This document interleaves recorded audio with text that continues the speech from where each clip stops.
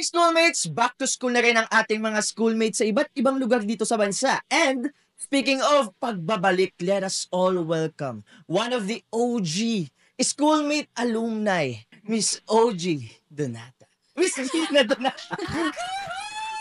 Thank you, James, sa pag-welcome sa akin ulit. And it's nice to see you all again, schoolmates. Hello, mga kabarkada namin dyan sa mga kanika-nilang bahay. At mukhang mainit-init ang pag-uusapan natin ngayong araw. Mukhang mainit-init yung pagbabalik ko, nakaka-pressure talaga. Kamusta ba, Miss Gina? Okay naman. Busy, as usual. Oh! Alam mo, Pero- kinakabahan ako ngayon kasi first time kitang ma-meet. And grabe yung shake ko. Wah! Parang shake. Pero ano yun, kidding aside, dahil mainit-init na usapan ang meron tayo ngayong Totoo. araw. Dahil isa to sa mga napapanahon na issue na dapat talagang pinag-uusapan natin ngayong mga kabataan, di ba? Ito ang HIV or Human Immunodeficiency Virus, di ba? And sadly, no, very alarming na and tumataas na rin yung Totoo. rate. Kasi based sa report, kamakailan lang ng Department of Health, nasa more than 5,000 na raw yung new HIV cases dito sa bansa natin. Grabe. Mula lang yan sa January to April nung this year. Karamihan daw sa mga cases na involved ngayon ay kabataan. Yes. 'Di ba? Imagine. And kaya para mas maintindihan ba natin ano nga ba ito at kung ano yung mga dapat nating gawin bilang kabataan sa usapin na ito, makakasama natin ngayong araw sina Princess Yvonne Salamat, community mobilizer and organizer ng Likhaan Center for Women's Health. Andito din si Dr. Neil Lacuna, primary care physician ng Love Yourself Inc. At syempre si John Lawrence Legaspi, ang Social Communications Committee Head ng KATSYAT o Kabataan Community Health Advocacy Team. Hello, welcome mga schoolmates! Welcome to schoolmates. Yan. Thank you. At meron din tayong mga live audiences. Ayan sila. Yan!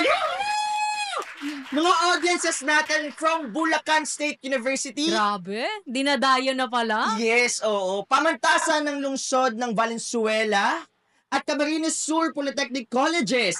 Hello, guys! Grabe, hindi pa siya kabataan natin ngayon.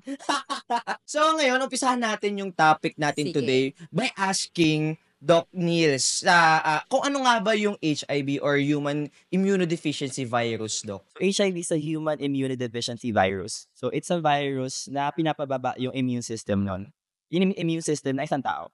And magkaiba sila na AIDS. Ang AIDS is yung advanced stage ng HIV. Hindi dapat laging sinasabi na kapag ang tao ay may HIV, automatic AIDS. No. So, HIV is the virus while AIDS or the acquired immunodeficiency syndrome is the disease. So, magkaiba siya. No? So, it's a different, magkaiba siya. It's a different banana. So, ayun. And sa Philippines now, yung HIV, di ba, ang reports according to DOH, nag-increase na 500%. Di ba? 500%. Pero going back sa mga studies kasi, pinapasa natin yung epidemiology. So, more on kinompare yung 500% na yon doon sa back in 2010. Kasi 2010, daily incidence rate ng HIV is 10 per day. Noong 2013, 13 per day. Tapos 2014, 2015, etc., parang 24 per day. Actually, last year, 2024, ang range niyan nasa 38 to 58 per day. So, bakit nakakagulat lang yung 57 per day? Kasi kinumpare nila yung 2010 sa ngayon. I think yun yung medyo natakot yung mga tao na 500%.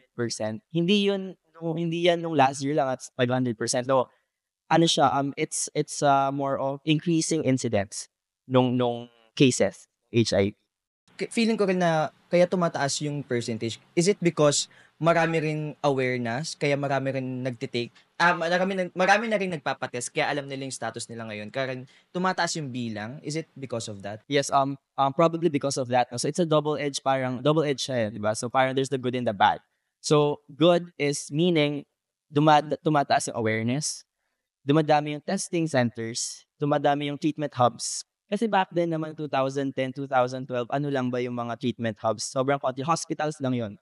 Wala pang mga freestanding testing centers. So ngayon, come by 2025, ang dami na, 200 plus testing centers and community organizations na talagang nag-empower ng mga testing, treatment, and etc. And syempre, tumataas din naman yung tumataas din yung cases, ibig sabihin, ng HIV. So talagang yun yung bad. So the good and the bad, laging titingnan mo as two sides yan. Yes, Pagka totoo. And good thing may mga organization na Mhm. talagang tumutulong, no? So speaking of Totoo. Speaking organization, of organization, Doc, ikaw, ano po ba yung organization na kinabibilangan ninyo and ano yung nag-push sa inyo to join that at ano yung layunin ng organization? So yeah, so I am nasa Love Yourself ako, Love Yourself Philippines. So I've been an HIV primary care doctor and an advocate for more than 3 years now sa Love Yourself. And yung Love Yourself na it goes way back 2011 up until now. So dati testing lang yan, kasi may treatment na and all, research na din. So kasi for me, nung medical student ako, I've seen so many cases na pumasa ako ng boards November, tapos nag-apply ako sa Love Yourself December, nakuha ako sa Love Yourself January. Tapos nung January 2022 up until now, HIV primary care physician ako doon. I've seen so many diagnosed 1,000, sobrang dami. So parang everyday you get to see a life na parang nadadagdagan ng buhay. Kasi parang for me, hindi naman dapat kinu-crucify yung mga taong nagkakaroon ng gano'n.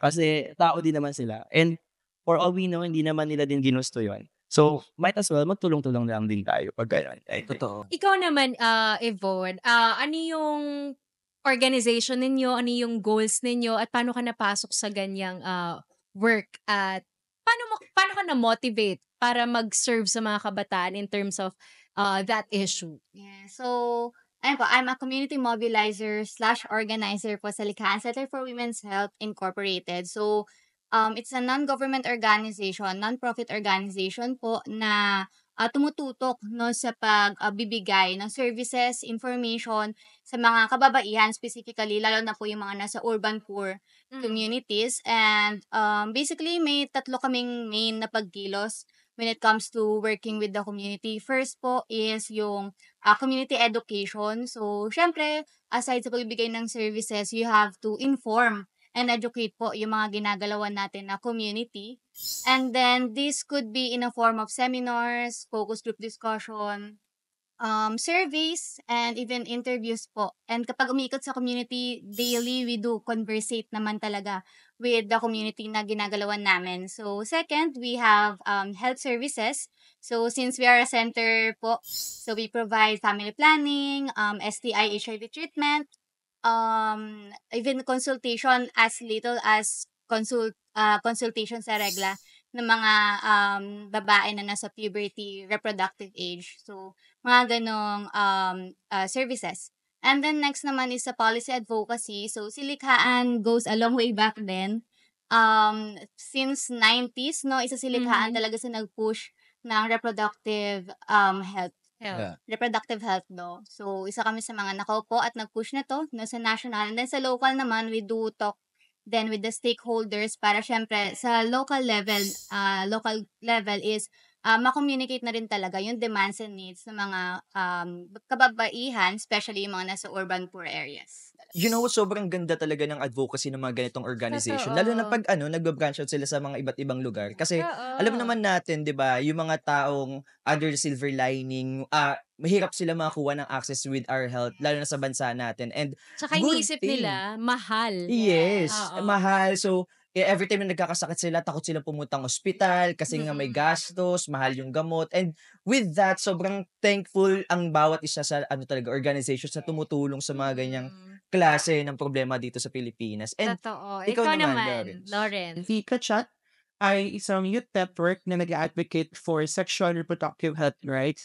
So, similar ito doon sa advocacy no, ng Likhaan. Dahil si Kachat ay naorganisa at napopo sa isang proyekto ng Likhaan na co-funded ng European Union. Title nito ay Community CSO's Action for SRHR. So, si Kachat no, ay maraming pagkilos for the community. Nakasentro ito no, sa pagpapa-improve no, ng mga serbisyong para sa kabataan.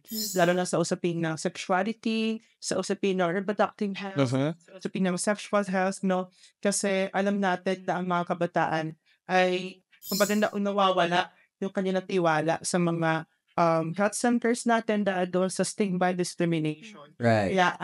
Kaya gumagawa ng paraan yung kaming mga kabataan na ibalik no, yung tiwala ng mga kabataan na yun sa pagkabil ng mga serbisyo para sa reproductive health and sexual health as well. And then, mayroon din tatlong pagkilos si Kanchat no, na very similar sa pillars no, that Yes. So, meron din kaming mga community educations, pinapasok namin yung mga maliliit na eskinita, maliliit mapuputik na daan para nagbigay ng education sa mga paaralan, sa mga corporation, dahil kailangan natin ilapit sa kanila yung services. Dahil kung wala silang access, no, paano sila makakapag-avail or kung may hindrance sila sa halimbawa pamasahe, papunta Right.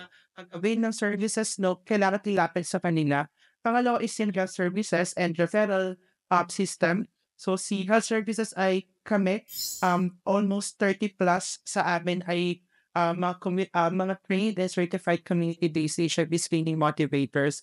So, sila yung mga HIV payers sa community na umiikot. And aside from that, yung referral system, no, sa mga klinika ng likhaan at klinika ng mga government agencies natin, like health centers, city health department, dahil kailangan ma-utilize yung budget na inilalaan. Totoo. Especially for adolescent. And number 3 is yung policy advocacy as well. Very similar talaga, no? Sa policy advocacy, no, nakikialam din ng Katchat, no, sa mga panawagan, no, na halimbawa magpasa ng mga polisiya, mga batas, no, na may kinalaman sa kabataan. Sa halimbawa nito, yung pinakawaling panawagan namin, no, ipasa yung nakabinbin na batas sa Senado natin ngayon, yung RA 1979 or the Adolescent Pregnancy Prevention Bill.